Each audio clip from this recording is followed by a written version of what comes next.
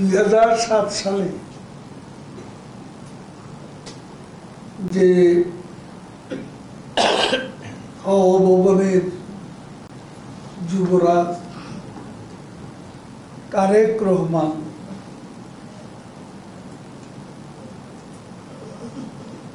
তিনি আর রাজনীতি করবেন না বলে মুসলেকা দিয়ে লন্ডনে পাড়ি দিয়েছিলেন। পরবর্তীতে হাজার হাজার কোটি টাকা পাচার করার অভিযোগে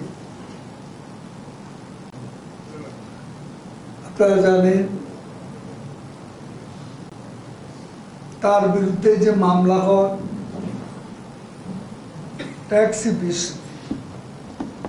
সেখানে যুক্তরাষ্ট্র থেকে FBI এসেও সাক্ষ্য দিয়ে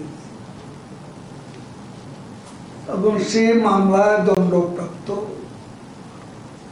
তারেক রহমান আজকে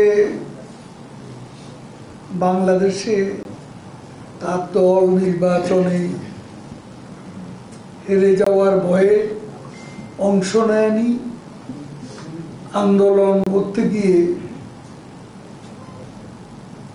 বারে বারে আন্দোলন ব্যর্থতা পর্যবসিত এবং সে অবস্থা আমরা 2018 সালেও দেখেছি। এদের আন্দোলন যে সড়ক আন্দোলন, কোটা আন্দোলন, এইসব আন্দোলনের উপর ভর করে তারা আন্দোলনের ফসল কুড়াতে চেয়েছিল রাজনৈতিকভাবে। সেই ব্যর্থ চেষ্টার পর তারা অনেক ষড়যন্ত্র করেছে।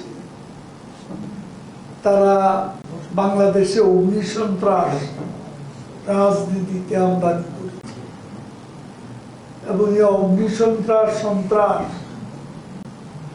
কত মানুষ যে মারা গেছে, কত ড্রাইভার, পুলিশ, গাড়ির হেল্পার টার্গেট করে এবং নিরীহ যাত্রী, স্কুলের শিক্ষক তারা হত্যা করেছে, পুড়িয়ে মেরেছে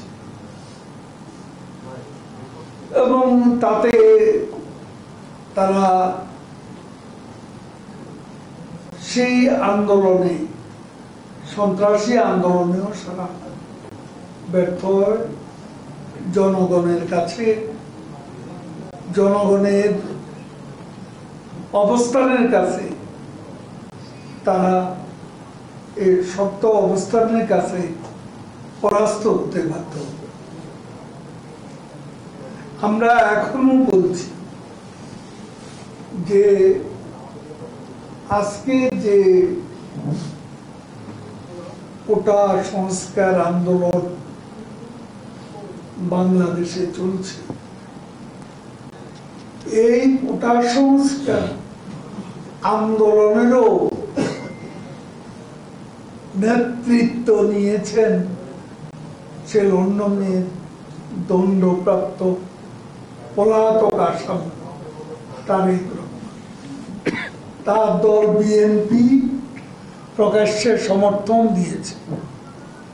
একটা অরাজনৈতিক ইস্যুকে সমর্থন দিয়ে রাজনৈতিক আন্দোলনে রূপ দেওয়ার চক্রান্ত তারা করছে। তারেক রহমান প্রতিনিয়তই বাংলাদেশে 2013, 14, 15 সালের মতো, 2018 সালের মতো আবারও এই আন্দোলনকে রাজনৈতিক আন্দোলনে পরিণত করার জন্য আজকে বিভিন্ন অপশক্তিকে নিয়ে বিএনপি জামাতের পাশাপাশি তাদের সমমনস্ক কিছু কিছু দলও এর সঙ্গে জড়িত হয়েছে। বঙ্গবন্ধু কন্যা শেখ হাসিনা সেদিন প্রেস কনফারেন্সে একটা কথা বলেছিলেন, কোটা সুবিধা মুক্তিযুদ্ধের নাতিপুতিরা পাবে, না তো এই রাজাকারের নাতিপুতিরা পাবে। এই কথাটাকে কিভাবে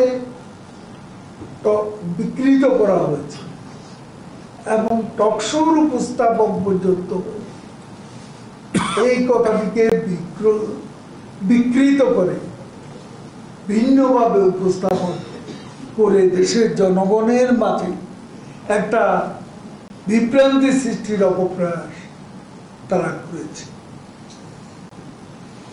আমাদের কাছে এখন যেটা প্রশ্ন, আন্দোলনকারীরা নিজেদেরকে মুক্তিযুদ্ধের পক্ষে বা দেশবাসীর পক্ষে না ভাবে রাজাকার ভাবল কেন?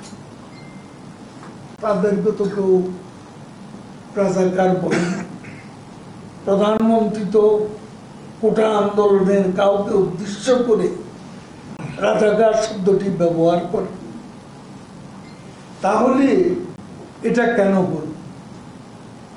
এই আন্দোলনকারীদের একটা অংশ রাজাকারের পক্ষ অবলম্বন করছে, এটা দিবালোকের মতো পরিষ্কার। এর পৃষ্ঠপোষক হচ্ছে বিএনপি জামাত এবং এর পেছনে আছে তারেক রহমান। আমরা শুরু থেকে বলে আসছি, এই আন্দোলন হচ্ছে কোটা বিরোধিতার নামে সরকার বিরোধী আন্দোলন।